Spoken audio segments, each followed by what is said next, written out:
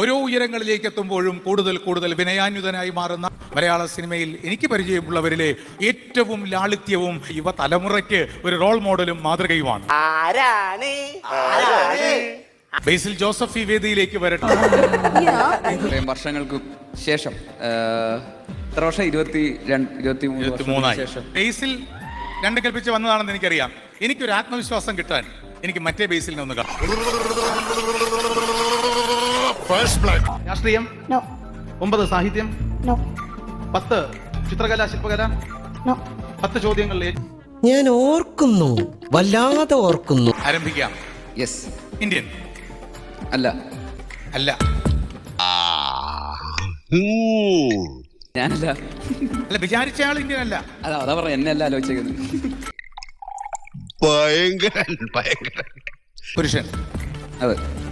ജീവിച്ചിരിപ്പുണ്ടോ? ഉണ്ട്. നിന്നെ ഞാൻ വിടില്ല, എങ്ങോട്ടും ഈ പാടി കിടക്കാൻ ഞാൻ സമ്മതിക്കില്ല. 50 വയസ്സിന് മുകളിൽ പ്രായം? ഇല്ല. സ്പോർട്സ്? അതെ.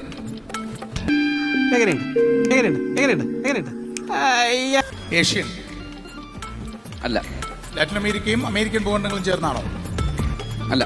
അഞ്ചാറബത്തൊക്കെ എല്ലാവർക്കും പറ്റേ. യൂറോപ്യൻ? അതെ. ഫുട്ബോൾ? അതെ.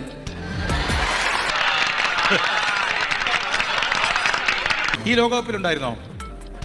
ഉണ്ടായിരുന്നു. പോരട്ടെ.